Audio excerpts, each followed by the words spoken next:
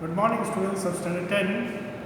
Welcome back yet another session of history and civics in context with the Indian freedom struggle. So today the main topic of our just discussion would be the Indian Independence Act, and in your syllabus we have only the main points or the main clauses of the Indian Independence Acts. So the Indian Independence Act of 1947, what are its clauses and how does the transfer of power takes place would be a short description about today's topic. So the Indian Independence Act, what it was all about, let us discuss. In order to give a legal effect to the Mountbatten Plan, as agreed by both the Congress and the League, the Indian Independence Bill was drafted to be introduced in the British Parliament in London. The draft of the bill was circulated to the leaders of the Congress and the Muslim League for their consideration. The bill was introduced in the House of the Commons on 4th July 1947 by the Prime Minister, Mr. Clement Attlee. It was passed by the House of the Commons on 15th July and by the House of the Lords on 16th July and received the royal assent on 18th July 1947. The Indian Independence Act did not provide for any new constitution for India or for Pakistan. It was only an act which provided for the transfer of power and the end of the British rule in India. This is what a prelude of the Indian Independence Act. So in our topic we have the main provision of the Indian Independence Act of 1947. What would be there? India would be partitioned into two dominions, that is India and Pakistan, from 15th August 1947. The territories of the two new dominions were defined by a provision, and a provision was made for the partition of Bengal and Punjab and carrying out of silent district from Assam if the people of these areas so desired. This was to take place according to the following procedure.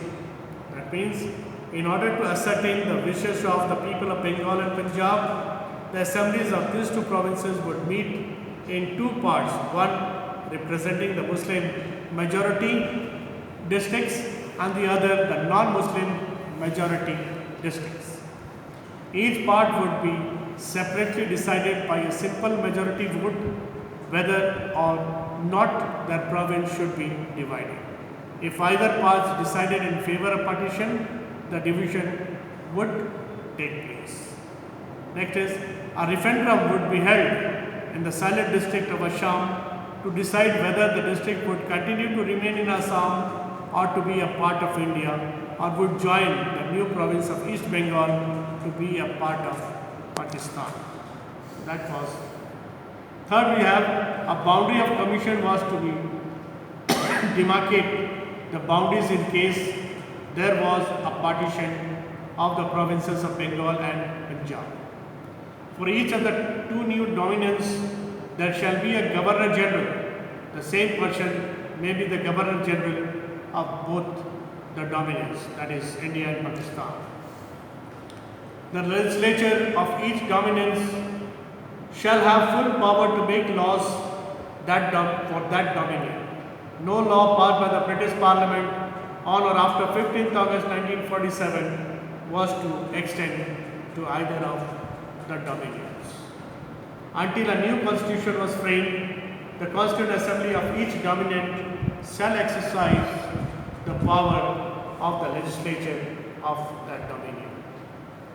The British government would have no control over the affairs of the dominions after 15th August 1947 and will cease to have any responsibility for the government of British India under the aforesaid date.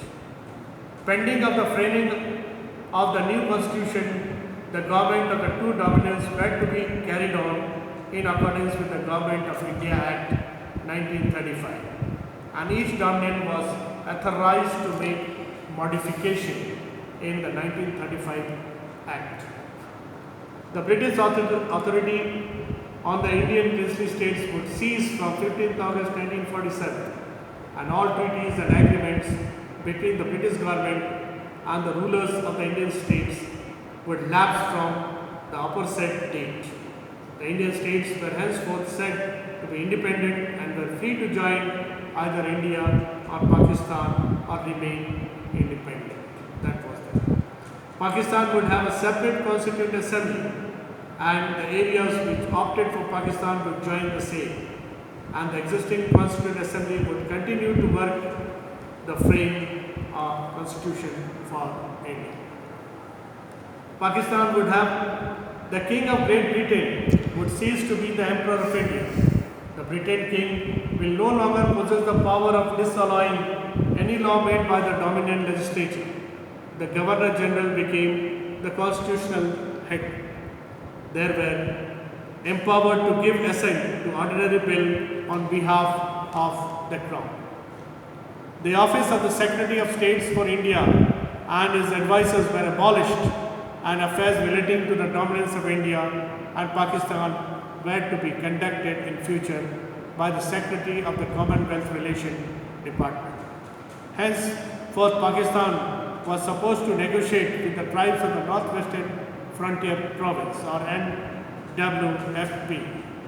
The British government would not exercise any authority in future over the tribal areas, and any treaty of agreement in force of the time of passing of the Indian Independence Act between His Majesty and any tribal authority would also lapse. The result was a foregone conclusion. As expected, Bengal and Punjab were partitioned. Sylhet decided to join the province of East Bengal to form the part of Pakistan, and the Northwestern Frontier Province, Sindh and Balochistan all decided for a separate constituent assembly. Thus, Pakistan consisted of two wings, East and the West Pakistan. East Pakistan consists of East Bengal and Sylhet districts, which are carved out of Assam, and West Pakistan consists of the West Punjab, Sindh, Northwest Frontier Province and Balochistan. Thus, the two dominants of India and Pakistan became the successors to Imperial British India. At the midnight of 14th August 1947, the British rule in India came to an end, and the power was formally transferred to two new dominants of India and Pakistan. Lord Mountbatten was sworn in the first Governor General of the new Indian Dominion, and Muhammad Ali Jinnah was chosen as the first Governor General of Pakistan, with the soon took step to summon its own Constituent Assembly. So this was the passing of the Indian Independence Act, and at midnight 14th August 1947, a special session of the Constituent Assembly was held in New Delhi just before the midnight, and Jawaharlal Nehru made a great historic speech in the Constituent Assembly that you already know, and the Indian people became master of their own destiny. The dreams was now a reality, as the path of national representation was ahead. In the Constituent Assembly, Dr. Rajendra Prasad said in his Thanksgiving speech, "While our achievement is in no small measure due to our own suffering and sacrifice, it is also the result of forces of the world and events, and the last thought, not the least, it is the consummation and fulfillment of the historic tradition and the democratic idea of the British race." So this was the passing of the Indian Independence Act. With this, we come to the end of the Indian national movement, and hope you will learn the points or the clauses of the Indian Independence Act. Next would be decided would be the world wars. Till then, be safe, take care of yourself.